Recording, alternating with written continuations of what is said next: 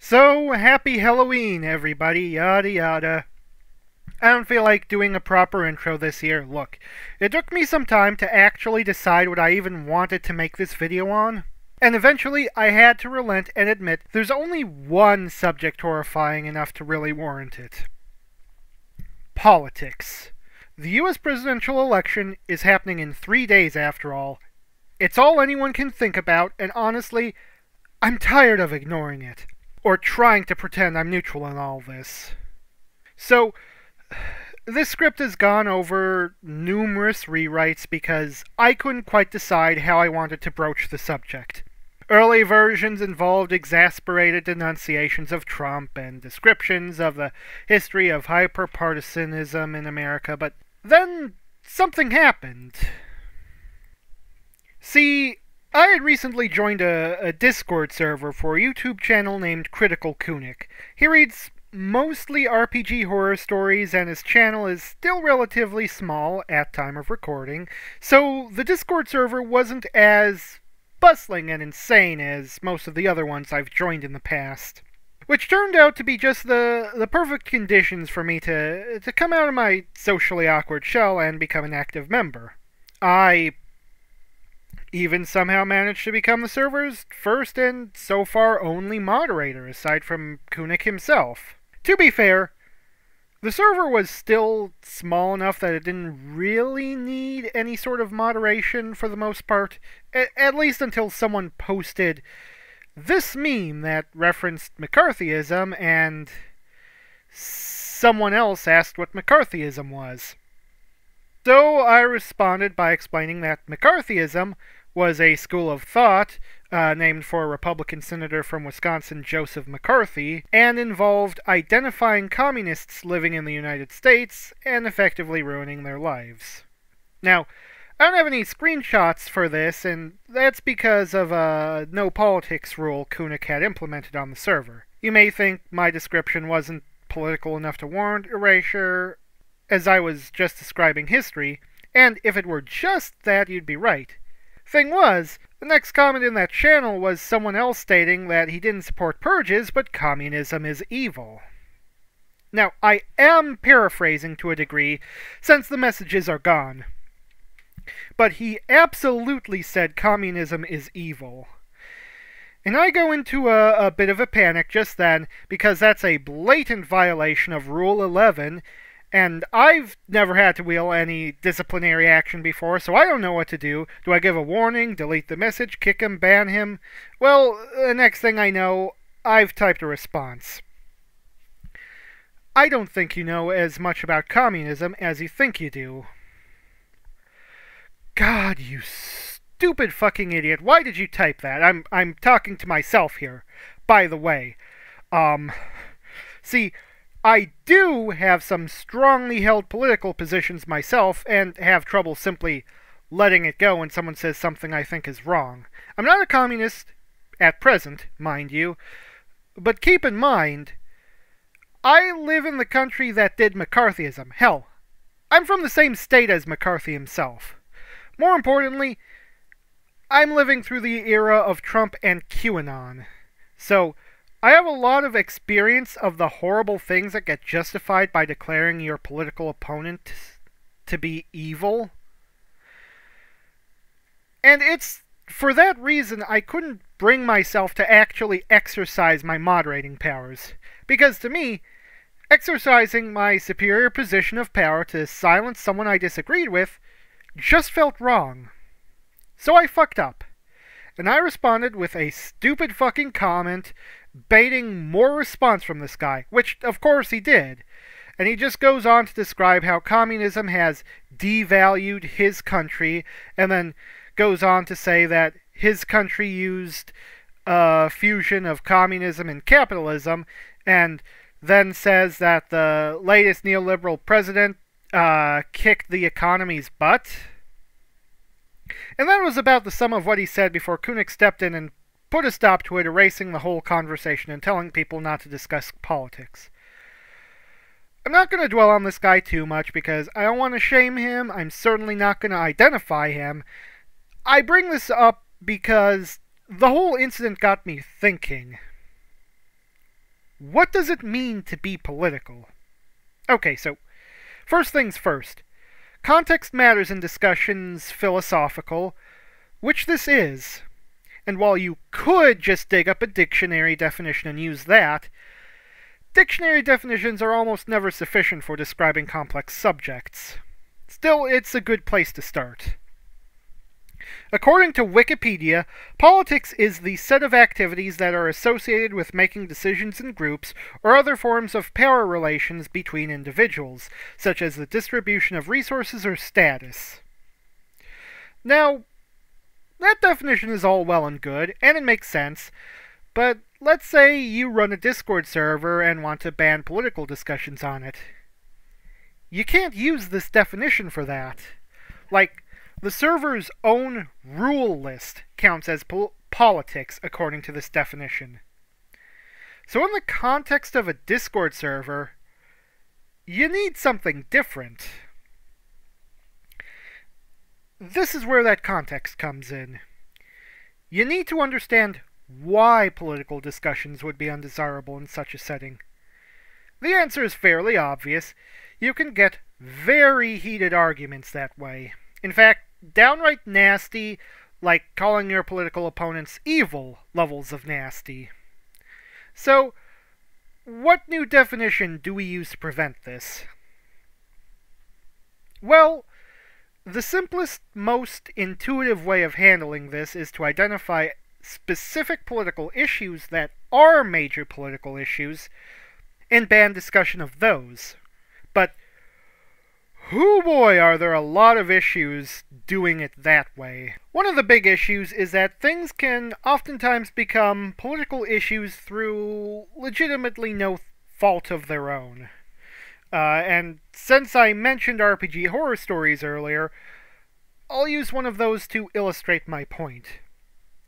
You can read the entire story on the screen here, but I'll summarize it.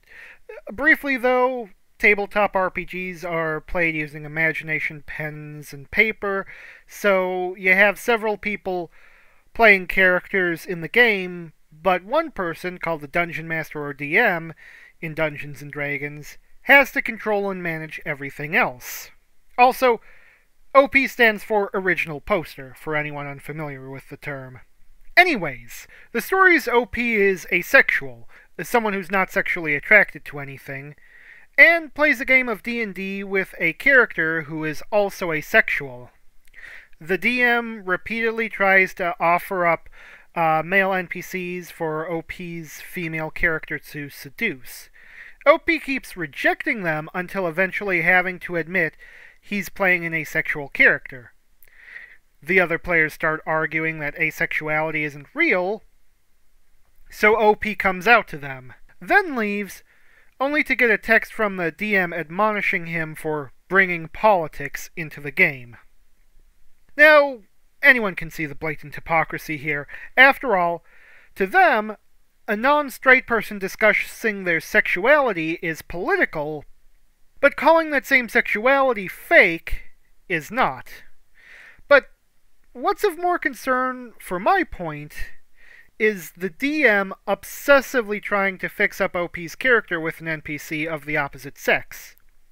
See, asexuality is considered political to them, but heterosexuality is not. Asexuality is the more controversial orientation. But why? Well, there's no good reason for it. Like, how do you possibly argue there's something wrong about asexuality? Even the worst lies homophobes often spread about homosexuality can't remotely be applied to asexuality. But it's still controversial. There still exists a lot of people out there who will make a fuss at the mention of any LGBTQ plus identity. And that's where the problem lies. Because if you ban these types of discussions outright, you'll inevitably end up punishing people with disenfranchised identities for merely talking about who they are. And that's like literal discrimination. So, maybe just flatly banning discussions that could lead to arguments is the wrong way to handle the situation. So, how better could you define politics in a way that doesn't cause this? Well, you could focus it around moral value judgments. Things like saying, I don't know, communism is evil, for instance. See, if you were to simply tell someone you're asexual, that's not a moral value judgment. You're just describing a fact about yourself. If you say asexuality doesn't exist, that is a moral value judgment, at least by extrapolation. After all, by making that claim, you're inherently calling the people who identify as such liars. So, does this method have any fatal flaws? Yes. The main one being, simply put, not all moral stances are equal. I'm going to use an extreme example here to illustrate my point. Let's say, in a community, there are multiple groups of people. One of these groups consists of persons of color, and another is white supremacists. The white supremacists declare the POCs to be evil and want them out of the community, while the POCs view the white supremacists to be evil and want white supremacy out of their community. Are the two sides equal? Now, believe it or not, I've actually seen people use this exact logic to try to argue that both sides are, in fact, equal, or at least morally equivalent. But anyone with half a brain cell can intuitively know that, no, black people hating white supremacy is not the same thing as white supremacists hating black people. But intuition is stupid, so is there a way we can logically demonstrate this? The answer is yes, and the linchpin is immutability. See, no one is born white supremacist. You have to become one. And no one is ever doomed to be a white supremacist forever. You can just stop. And there's plenty of well-documented cases of this, such as former Alabama Governor George C. Wallace, who famously fought to maintain segregation in America, until it finally ended and he realized everything he believed was a lie the whole time. Black people can't stop being black, though. Because of this, you can get rid of white supremacy by simply changing hearts and minds, or, if that fails, just getting the white supremacists to stop actively trying to advance their goals. But that doesn't work in the reverse. For white supremacists to get rid of people of color, they have to forcibly relocate them, or start exterminating them. You can't reason a black person out of being black. It's because of this that white supremacy poses an existential threat to people of color, but people of color do not pose an existential threat to white supremacists, and that's why the two positions are not remotely close to being equivalent. But so what, you may be asking? It's still a political discussion after all. It shouldn't matter that one side is inherently worse than the other. You're still going to get arguments, and it's still going to flood this safe space with politics. And look, you're not wrong when you say that, but one thing I think is very important to keep in mind is that by staying neutral in politics, you're still sending a political message. To treat both sides of an argument equally is to treat both sides of an argument as equivalent. And that can be really, really messed up with certain issues, such as the aforementioned white supremacy. So, what do you do then? Well, if I'm being honest, I don't really have much of an answer here.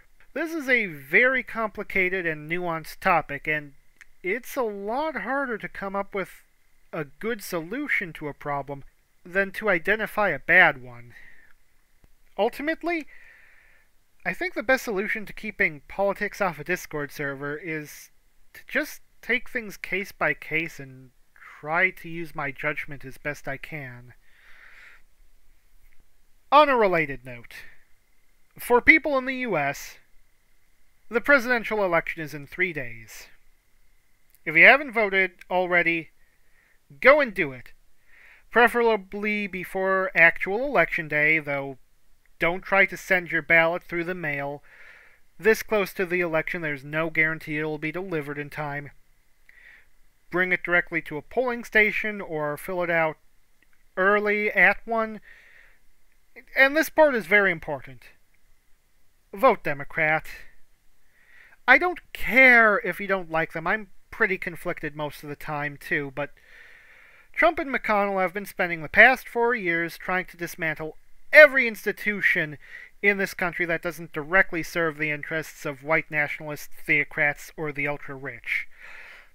And if we can't get them both out, it's just going to keep getting worse. That's why we can't afford to just sit on our asses, twiddling our thumbs, and hope things turn out well, because neither option meets the high standards of political perfection. The two sides are not equivalent, and it matters who wins.